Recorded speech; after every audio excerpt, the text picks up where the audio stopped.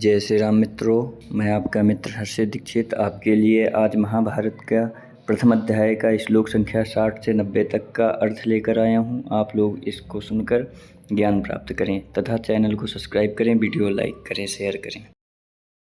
वाच्यसा महातेजा ब्रह्माणं परमेष्ठिनं कृतं मयेदं भगवन् काव्यं परम पूजितम्।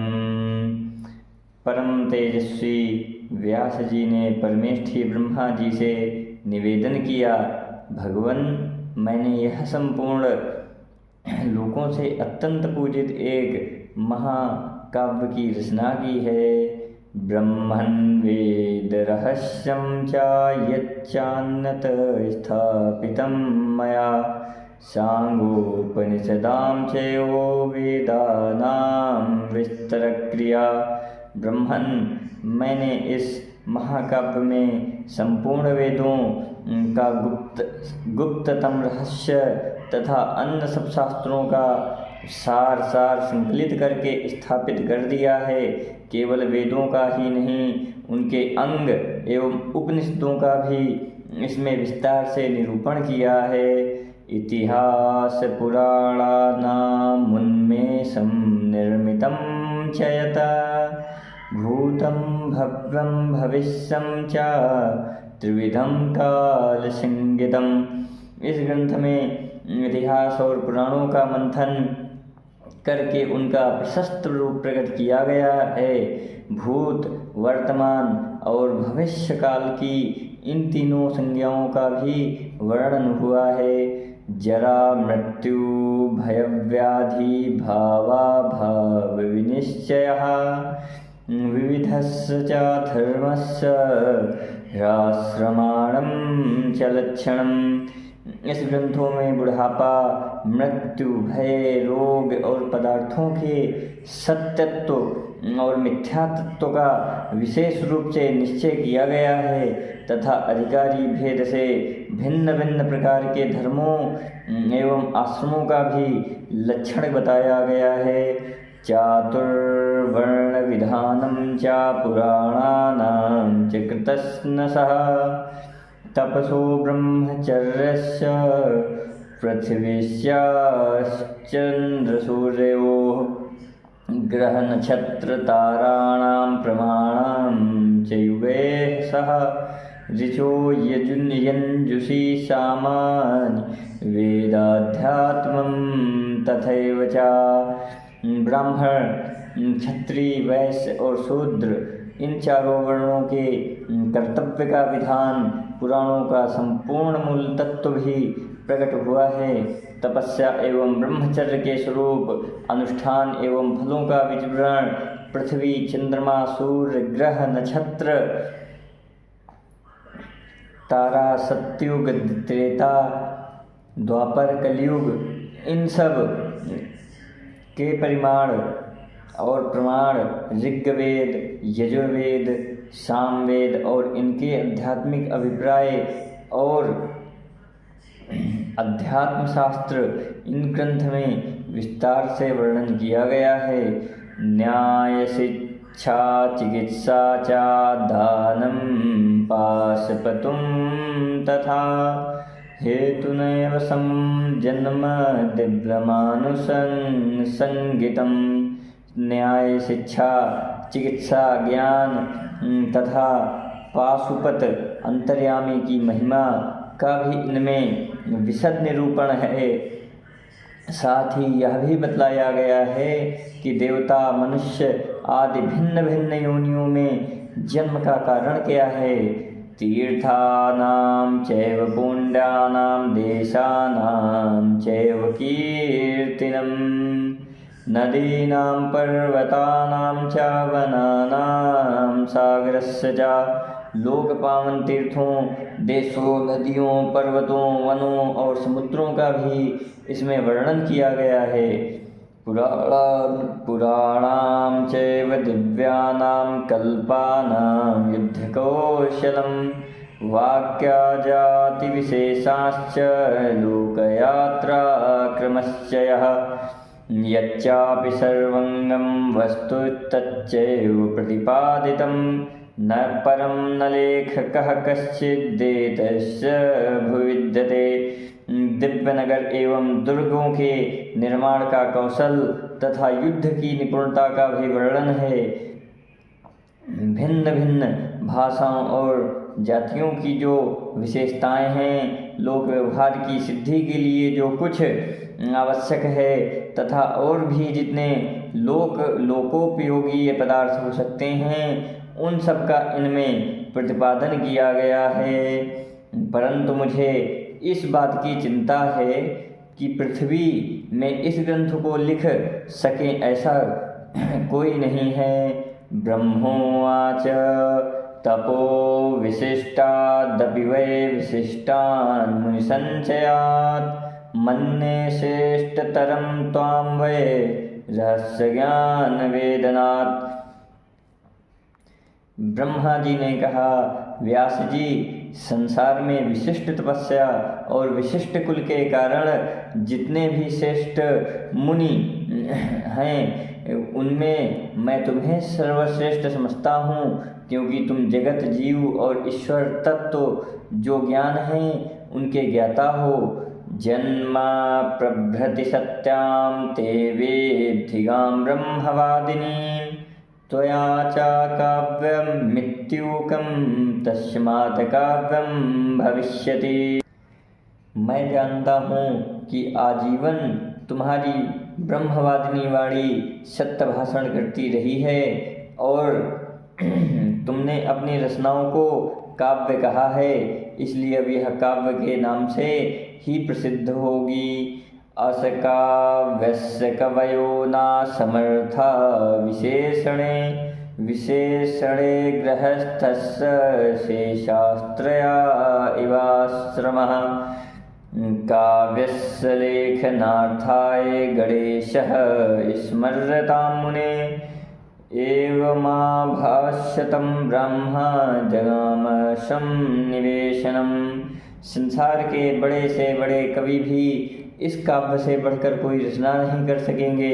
ठीक वैसे ही जैसे ब्रह्मचर्य, वानप्रस्थ और संन्यास तीनों आश्रम अपनी विशेषताओं द्वारा गृहस्थ आश्रम से आगे नहीं बढ़ सकते।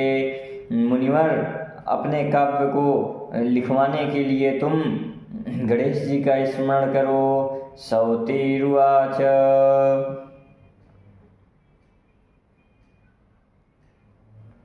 उग्रश्रवा जी कहते हैं, महात्माओं, ब्रह्मा जी व्यास जी से इस प्रकार संभाषण करते अपने धाम ब्रह्मलोक में चले गए। ततः शस्मार हेरम्बं व्यासः सत्यवती सुतः स्मृतमात्रो गणेशानो भक्तिचिन्तितपूरकः।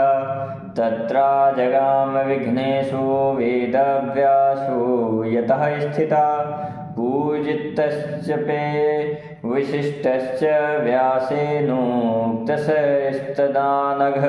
निष्पाप सौनक तदंतर सत्यवती नंदन व्यास जी ने भगवान गणेश जी का स्मरण किया और स्मरण करते ही भक्तवांछ कल्पतरु विघ्नेश्वर श्री गणेश जी महाराज वहाँ आए जहाँ व्यास जी विद्यमान थे। व्यास जी ने गणेश जी का बड़े आदर और प्रेम से स्वागत सत्कार किया और वे जब बैठ गए तब उनसे कहा, लेखको भारतस्यास भवतुम गणनायक मयेव प्रोच्य मानस्य मनसा कल्पितस्य च। गणनायक, आप मेरे द्वारा निर्मित इस महाभारत ग्रंथ के लेखक बन जाइए। मैं बोलकर लिखता जाऊंगा और मैं बोलकर लिखाता जाऊंगा। मैंने मन ही मन इनकी रचना कर ली है। श्रुत्वैतत् प्राह विघ्नेशो यदि मे लेखनी क्षणं लिखितो नवतिष्ठेत तदास्याम लेखको हम। यह सुनकर विघ्नराज श्री गणेश जी ने कहा, व्यास जी, यदि लिखते समय क्षण भर के लिए मेरी लेखनी न रुके तो मैं इस ग्रंथ का लेखक बन सकता हूँ। व्यासो कमप्युवाच तं देवं बुद्ध्वा माल्लिख क्वचित्। ओमित्युक्त्वा गणेशोऽपि बभूकिले लेखकः। व्यास जी भी गणेश जी से कहा, बिना समझे किसी भी प्रसंग में एक अक्षर भी ना लिखिएगा। गणेश जी ने ओम कहकर स्वीकार किया और लेखक बन गए। ग्रंथिम तदा चक्रे मुनिर्गूढ़ं कुतूहलात्। यस्मिन् प्रतिज्ञया प्राह मुनिर्द्वैपायनस्त्विदम्। तब व्यास जी भी कुतूहलवश ग्रंथ में गांठ लगाने लगे। वे ऐसे ऐसे श्लोक बोल देते जिनका अर्थ बाहर से दूसरा मालूम पड़ता और भीतर कुछ और होता। इसके संबंधों में प्रतिज्ञा पूर्वक श्री कृष्ण द्वैपायन मुनि ने यह बात कही है। अष्टौ श्लोक सहस्राणि अष्टौ श्लोक शतानि च। अहं वेद्मि शुको वेत्ति संजयो वेत्ति वा न वा। इस ग्रंथ में 8800 श्लोक ऐसे हैं जिनका अर्थ मैं समझता हूँ, सुखदेव समझते हैं और संजय समझते हैं या नहीं, इसमें संदेह है। तच्छलोककूटमद्यापि ग्रथितं सुदृढं मुने। भेत्तुं न शक्यते अर्थस्य गूढ़त्वात् प्रश्नितस्य च।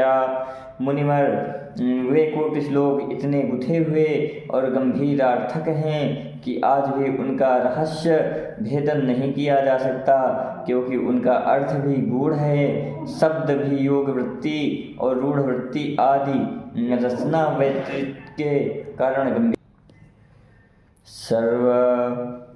सर्वोऽपि गणेशो यततक्षणमास्ते विचारयन्। तवच्चकार व्यासोऽपि श्लोकान्यन्यान् बहुनपि। स्वयं सर्वज्ञ गणेश जी भी उन श्लोकों का विचार करते समय क्षण भर के लिए ठहर जाते थे। इतने समय में व्यास जी भी और बहुत से श्लोकों की रचना कर लेते थे। अज्ञान तिमिरान्धस्य लोकस्य तु विचेष्टतः। ज्ञानाञ्जनशलाकाभिर्नेत्रोन्मीलनकारकं। धर्मार्थकाममोक्षार्थैः समासव्यसकीर्तनैः। तथा भारतसूर्येण नृणां विहितं तमः। संसारी जीव अज्ञाना अंधकार से अंधे होकर झटपटा रहे हैं।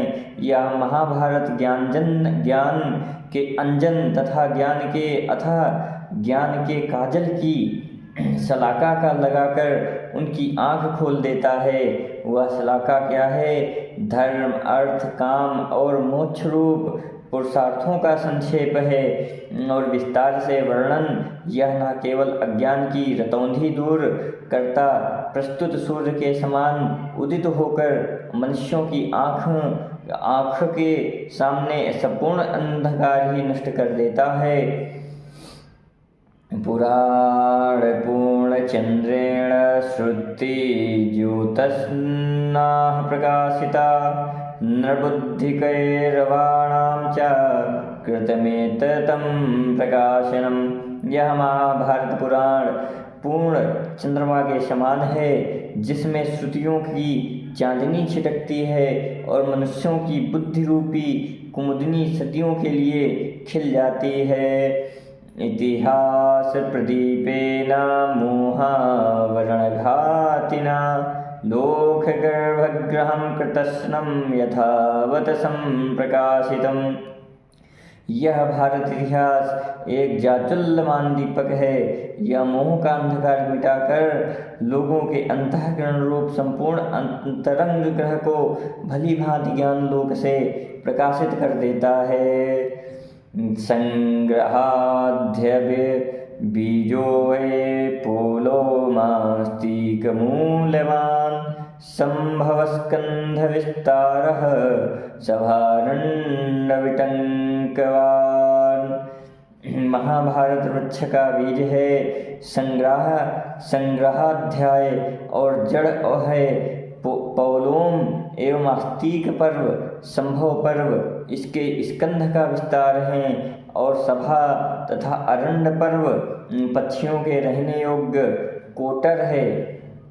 अरणी पर्व रूपाढ्यो विराटो धोगसारवान, भीष्म पर्व महाशाखो द्रोण पर्व कलावशान। अरणी पर्व इस वृक्ष का ग्रंथि स्थल है, विराट और उद्योग पर्व इस सारभाग है, भीष्म पर्व इसकी बड़ी शाखा है और द्रोण पर्व इसके पत्ते हैं। कर्ण पर्व सिंह सितैः पुष्पैः, शल्य पर्व सुगन्धिभिः, स्त्री पर्व शीक विश्रामः, शांति पर्व महाफलः। कर्ण पर्व इसके श्वेत पुष्प हैं और शल्य पर्व सुगंध, स्त्री पर्व और एशीक पर्व इसकी छाया है तथा शांति पर्व इसका महान फल है।